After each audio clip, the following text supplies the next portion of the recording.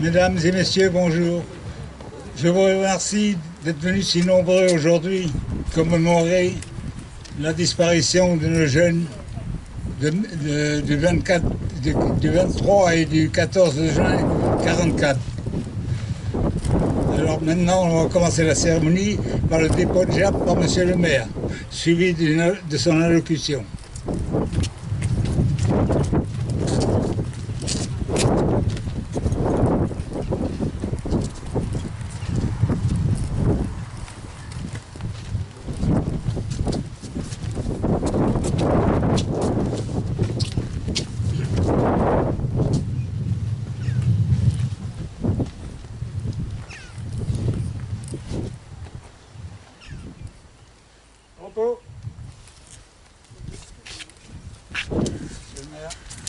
Merci. Mesdames, Messieurs les représentants des familles, Mesdames, Messieurs les élus, les jeunes élus du Conseil municipal des enfants, Monsieur le représentant du maire de Pont-l'Abbé qui peut venir avec nous, Messieurs les présidents d'associations d'anciens combattants, Messieurs les porte-drapeaux,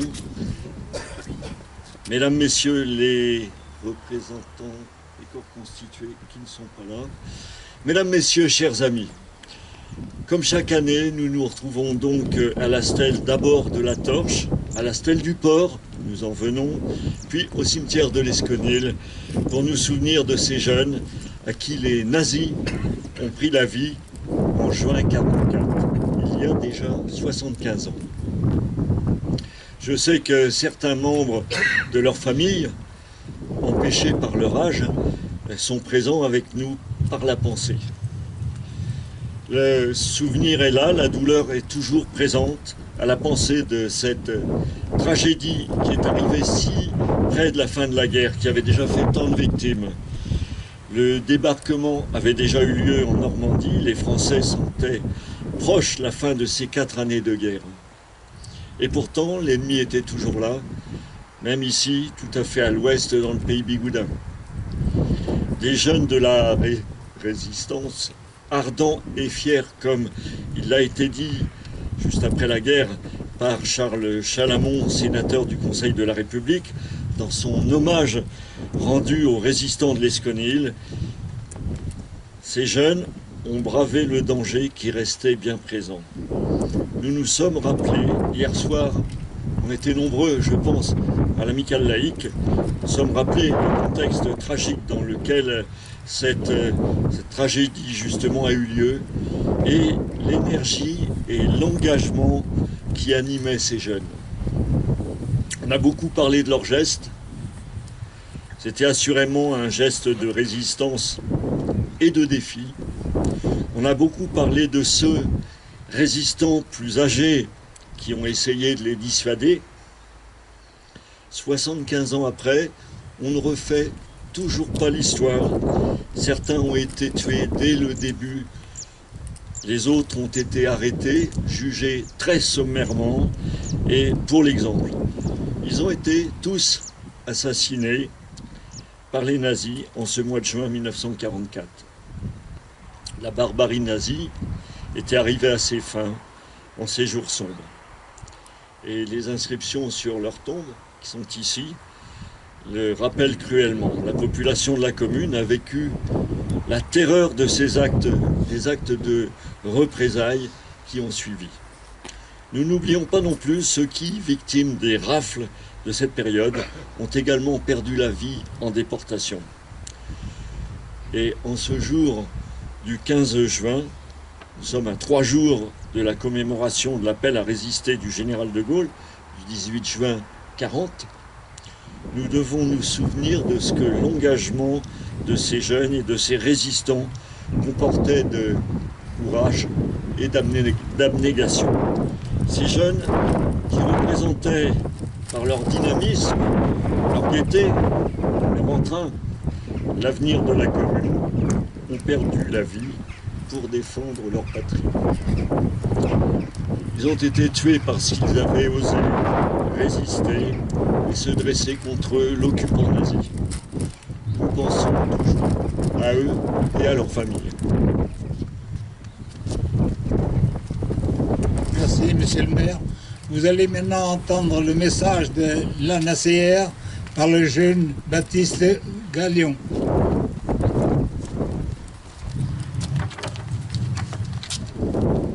Mesdames, Messieurs, sans doute vous êtes encore quelques-uns à avoir vu ce 20 juin 1940 l'arrivée de chez nous des soldats allemands, une armée hitlérienne victorieuse. Peut-être encore avez-vous encore dans la tête leur chant de marche et le bruit de leurs grands bottes dans la rue.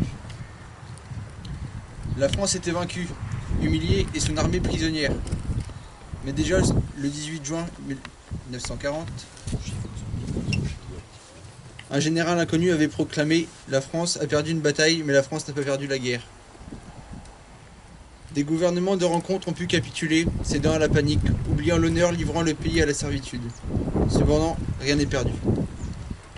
D'autres appels de juillet 1940 se dresseront contre cette servitude. Le 6 août, la fringante armée pliait ses bagages. C'était le tour de la panique.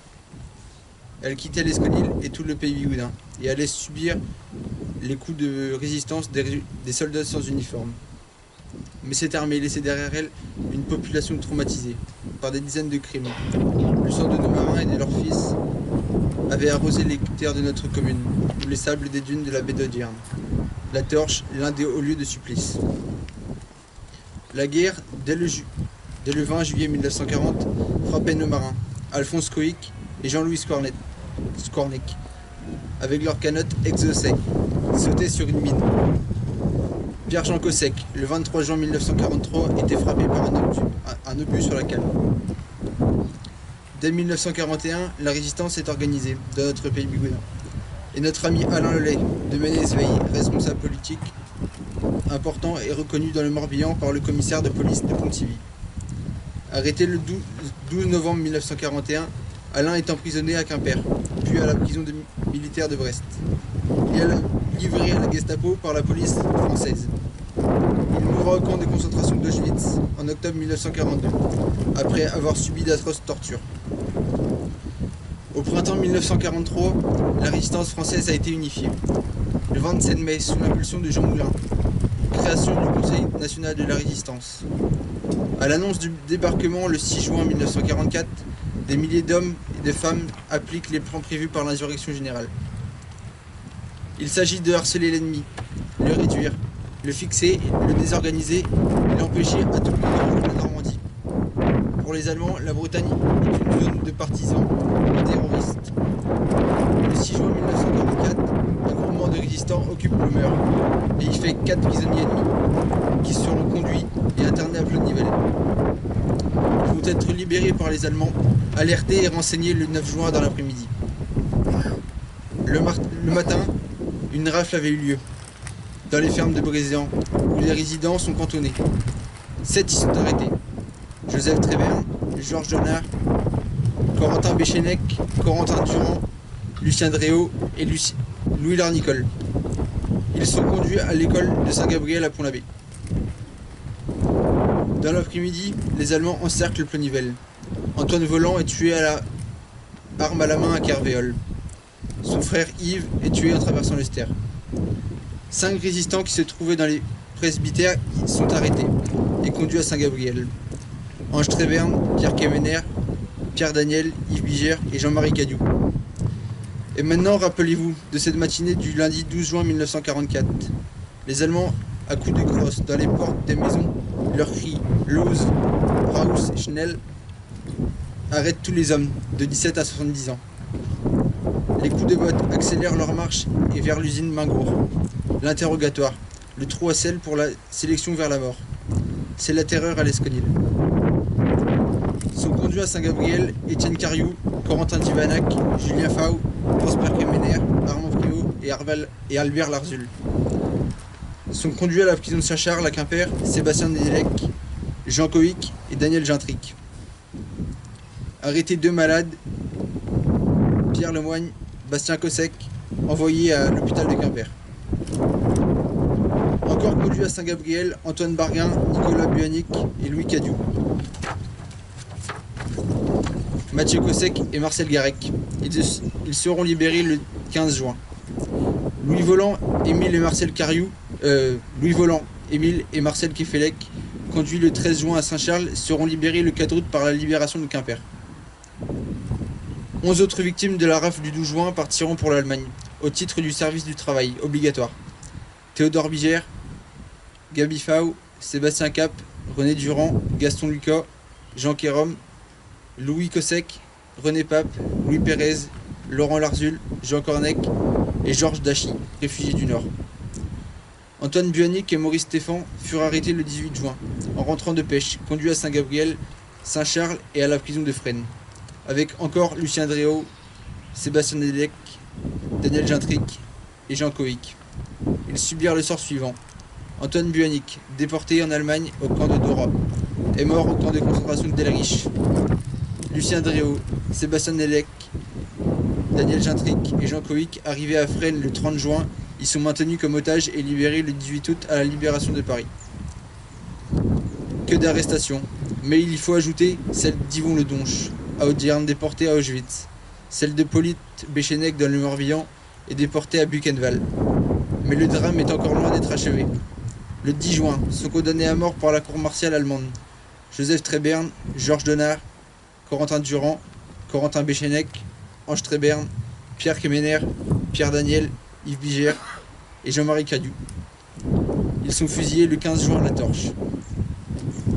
Le 22 juin sont condamnés à mort par la même cour martiale Étienne Cariou, Corentin Divanac, Julien Fau, Prosper Kemener, Armand Primo et Albert Larzul. Ils seront fusillés le 23 juin à la torche. Mais aussi le 9 juin, Thomas Castric, Alphonse Primo, Yves Lebrun, Sébastien Barrien, Ernest Ledonge et Jean-Louis Durand, qui avaient passé la nuit dans les fermes avoisinantes, furent arrêtés sur les routes alors qu'ils rentraient chez eux. Conduits à Saint-Gabriel, ils furent relâchés le 14 juin.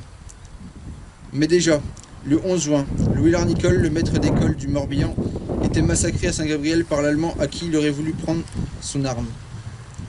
Le maire de Plumeur, Louis Méhu, avait été assassiné le 7 juin et son secrétaire de mairie, Isidore Garot, déporté. Ils sont pères de famille. L'un écrit « Je vais mourir, je meurs, selon les lois de la guerre ». Un autre écrit « Chers parents, je suis condamné à mort, jamais de ma vie je n'étais aussi brave. Chère compagne, sois courageuse, sois fière de ton mari. J'ai travaillé pour le peuple, vous verrez de plus beaux jours. Et encore, chère femme, pour la maison tu tâcheras de l'achever. Il y a le rôle d'équipage sur le buffet. Le cahier des comptes pour le bateau est dans le buffet. Il y a le baromètre qui n'est pas marqué, donc c'est à voir. Je dois mourir, ne me pleurez pas. Mais si, tous seront pleurés, et combien? Les familles devront fouiller les dunes de la torche pour les retrouver. Mais qu'ont fait les assassins du corps de Louis Larnicole? Des milliers de combattants sans uniforme de la résistance y ont pris leur part pour libérer notre pays d'une guerre de 6 ans. pour qu'aujourd'hui vous puissiez étudier en paix, vous amuser suivant votre âge. Vous n'oublierez jamais cette cérémonie des fusillés de l'Esconil. En cette journée de souvenirs, nous aurons une profonde pensée pour les fusillés déportés de Pont-l'Abbé, pour les fusillés de Famars, les fusillés déportés de l'Échagrette et du Guilvinec, la jeunesse martyre de l'île Tudy, déportés et fusillés. Et nous aurons en mémoire ce haut lieu de supplice, de fusillade entre le Guilvinec et Famars, le monument de Plouwen. Le 8 mai 1945, le monde en avait terminé avec la terreur, le racisme, le génocide. C'était l'effondrement du régime dont le fondateur Hitler avait ainsi résumé la doctrine. Au moment où je vais lancer dans l'ouragan de fer et de feu la fleur du germanisme, sans éprouver le moindre regret du sang précieux qui va couler à flot, qui pourrait me contester le droit d'anéantir des millions d'hommes de races inférieures qui se multiplient comme des insectes, le mot même de crime est une survivance du passé. Face à ce défi, les résistants de l'Esconil se sont dressés.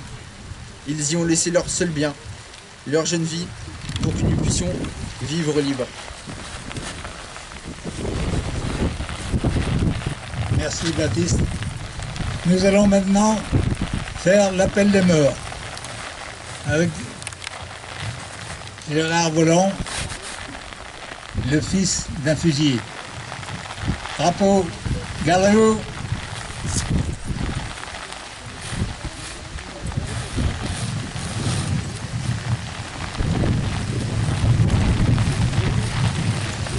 Voici la liste des résistants fusillés en juin 1944. Volant Yves, 30 ans, abattu en traversant l'Auster le 9 juin 1944. Mort pour la France. Volant Antoine, 22 ans, abattu à Kerviol le 9 juin 1944. Mort pour la France. Larnicole Louis, 34 ans, massacré à Saint-Gabriel le 11 juin 1944. Mort pour la France. Le Béchénet Corentin, 24 ans, fusillé à la torche le 15 juin 1944. Mort pour la France. Cadiou Jean-Marie, 36 ans, fusillé à la torche le 15 juin 1944. Mort pour la France. Tonard Georges, 22 ans, fusillé à la torche le 15 juin 1944. Mort pour la France. Tréberne Joseph, 21 ans, fusillé à la torche le 15 juin 1944. Mort pour la France. Tréberne Ange, 19 ans, fusillé à la torche le 15 juin 1944. Mort pour la France. Durand Lucien, 21 ans, fusillé à la torche le 15 juin 1944. Mort pour la France. Kémener Pierre, 20 ans, fusillé à la torche le 15 juin 1944. Mort pour la France. Vigère Yves, 17 ans, l'âge à Guimauquet, fusillé à la torche le 15 juin 1944. Mort pour la France. Daniel Pierre, 37 ans, fusillé à la torche le 15 juin 1944. Mort pour la France. Primo Armand, 19 ans, fusillé à la torche le 23 juin 1944. Mort pour la France. Divanac Jean Corentin, 39 ans, fusillé à la torche le 23 juin 1944. Mort pour la France. Faou Julien, 42 ans, fusillé à la torche le 23 juin 1944. Mort pour la France. Carriou Étienne, 42 ans, fusillé à la torche le 23 juin 1944. Mort pour la France. Larzul Albert, 22 ans, fusillé à la torche le 23 juin 1944. Mort pour la France. Kémener Prosper, 21 ans, fusillé à la torche le 23 juin 1944. Mort pour la France. Mort en déportation. Lelay Alain, 32 ans, mort en Allemagne à Auschwitz en octobre 1942. Mort pour la France. Buonic Antoine, 20 ans, mort à Elgrich le 6 décembre 1944. Mort pour la France. Ledonge Yves, 21 ans, mort à Auschwitz le 3 mai 1944. Mort pour la France. Morsadec Pierre, 24 ans, mort à Saint-Nicolas dans les Côtes d'Armor le 14 juin 1944. Mort pour la France. Delavigne Adrien, 55 ans, mort à Mauthausen le 19 janvier 1945. Mort pour la France. De Bortoli Charles, 33 ans, fusillé au fort d'Issy, près de Paris, le 28 août 42. Mort pour la France.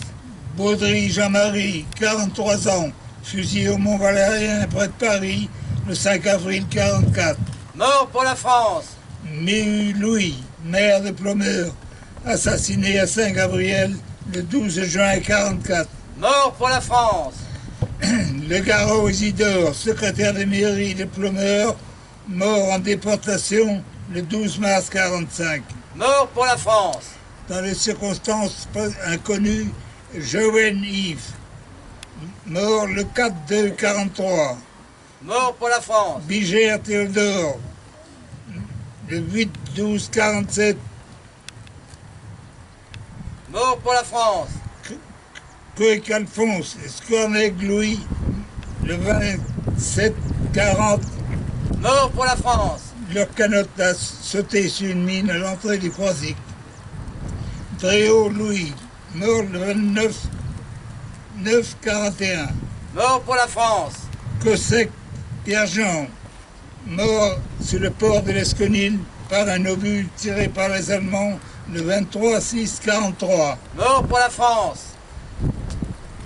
À la mémoire de ces valeureux combattants, nous allons maintenant écouter la sonnerie aux morts, suivie d'un instant de silence, du chant des partisans et de la Marseillaise.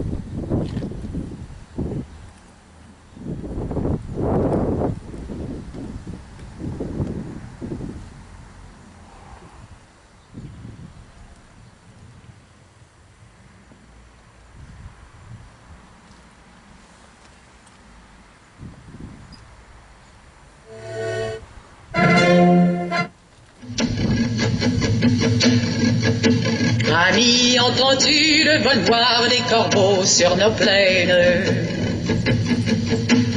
Amis, entends-tu les cris sourds du pays qu'on enchaîne? Ohé, partisans, ouvriers et paysans, c'est l'alarme. Ce soir, l'ennemi connaîtra le prix du sang et des larmes.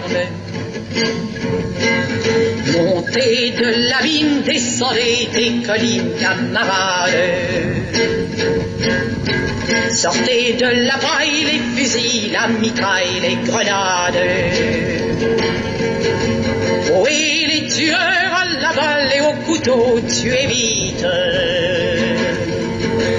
Ohé, saboteur, attention à ton fardeau, dynamite.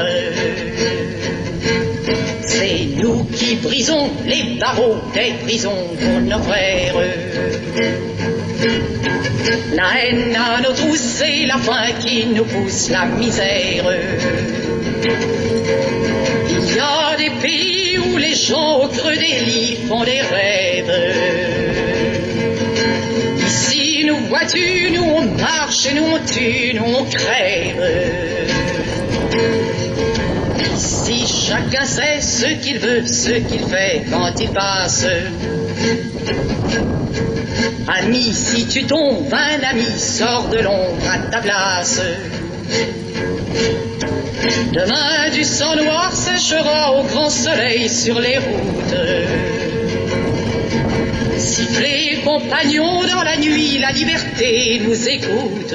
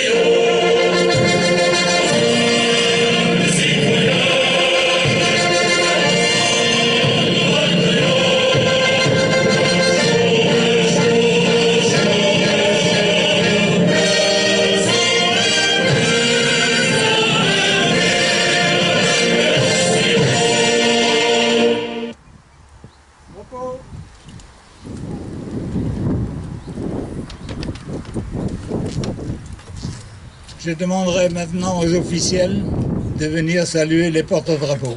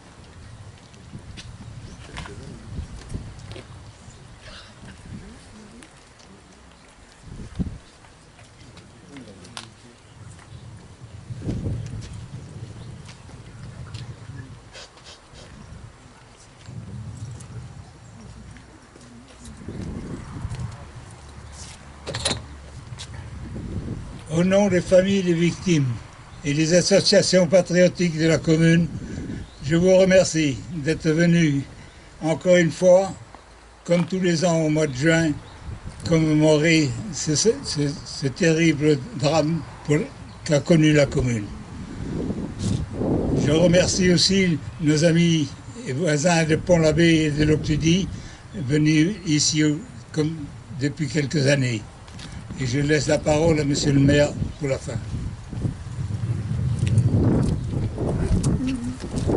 Bien. Effectivement, vous êtes venus nombreux, merci.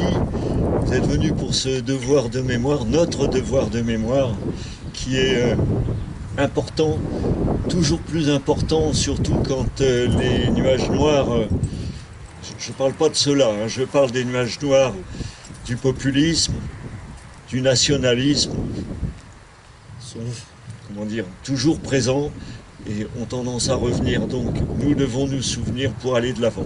Merci.